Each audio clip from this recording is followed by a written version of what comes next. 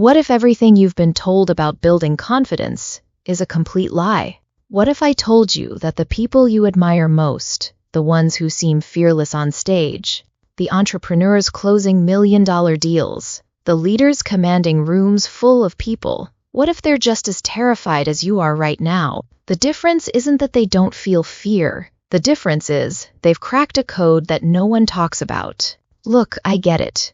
You've tried everything. You've written affirmations on sticky notes. You've stood in front of your bathroom mirror saying, "I am confident, I am powerful, I am ready." And it didn't work, did it? You still feel that knot in your stomach before important meetings. You still overthink every text message. You still talk yourself out of opportunities because you don't feel ready enough. Here's why. You've been lied to about how confidence actually works. Here's the truth bomb that changed everything for me. Confidence is not the input, it's the output. Everyone has this backwards. They think you need confidence to take action, but that's like saying you need to be in shape before you go to the gym.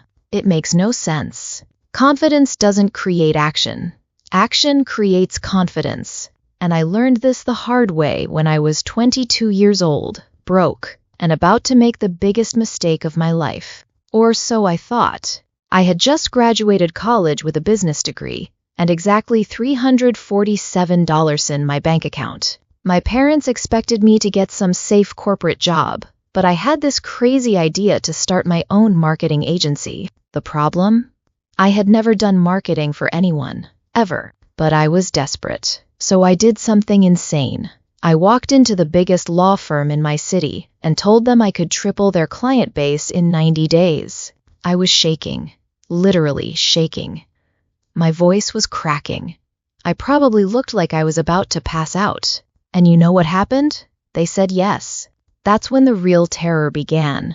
Because now I had to actually deliver on this promise, and I had absolutely no idea how to do it. I spent the next 3 days locked in my apartment, having what I can only describe as an existential crisis. I kept thinking, I'm a fraud. I'm going to ruin their business. I'm going to get sued. But then something clicked. I realized I had two choices. I could quit and confirm every limiting belief I had about myself, or I could figure it out as I go. So here's what I did. Instead of trying to become confident, I made a different decision. I decided to collect evidence. Every morning at 5 a.m., I would study marketing for 2 hours. I'd watch YouTube videos, read case studies, take notes like my life depended on it. Then I'd implement one thing I learned that same day. Just one thing. The first week was brutal. My hands were sweating every time I sent an email. I stumbled through client calls. But something interesting started happening. Each small action I took, each tiny promise I kept to myself, started building this internal database of proof. Week 1, I researched for 7 days straight.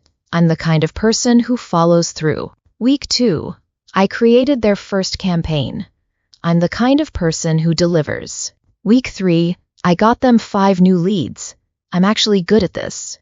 By day 90, they had 47 new clients. And more importantly, I wasn't the same person who walked into that office 3 months earlier. This is when I discovered the 3-part formula that's worked for everything in my life since then.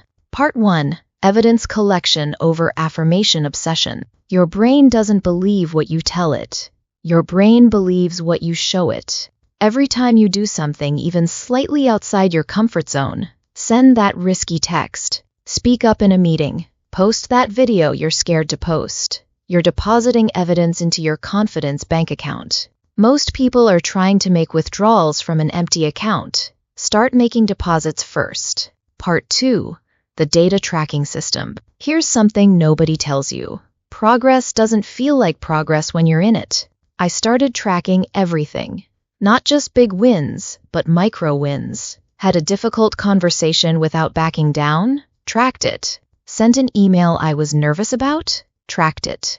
At the end of each week, I had undeniable proof that I was moving forward, even when my emotions were telling me I was failing. Your feelings lie, data doesn't. Part 3. Tiny tweaks, massive results. The biggest mistake people make is trying to leap from zero to hero overnight. Want to be confident speaking in public? Don't start by booking a TEDx talk. Start by speaking up once in your next Zoom meeting. Want to start a business? Don't quit your job tomorrow. Spend 30 minutes tonight researching your first potential client. I call this the 2% rule. Just be 2% braver than you were yesterday. That compounds into massive confidence over time. But here's the part that will blow your mind. You're never going to not be scared. I just spoke to 5,000 people last month. Guess what? I was terrified. My heart was racing. My palms were sweating. I wanted to run. The difference is, I've learned that fear and action can coexist. Fear isn't a stop sign. It's a compass. It points you toward what matters most. The most confident people you know aren't fearless. They're just willing to be afraid and do it anyway. So here's your homework for this week, and I want you to actually do this. Day 1 to 3, pick one thing you've been avoiding because you don't feel ready. Write it down. Break it into the smallest possible first step. Do that step today, scared or not. Day 4 to 7, track 3 micro actions every day. They can be tiny: made eye contact with the cashier, sent that follow-up email, worked out for 10 minutes. Write them down. Week 2, look at your tracking sheet. You'll be shocked at how much evidence you've collected. Week 3, take on something 2% bigger than week 1. In 30 days, you won't recognize the person you are right now. Look, you can keep waiting to feel confident, or you can start building confidence today. The choice is yours. If this video helped you see confidence differently, hit that subscribe button, because I'm going to keep giving you the real strategies that actually work, not the feel-good fluff that keeps you stuck. And drop a comment below. What's the one thing you're going to do this week, even though you're scared? I read every single comment, and I want to cheer you on. Remember, you don't need permission to start. You just need to start. I'll see you in the next one.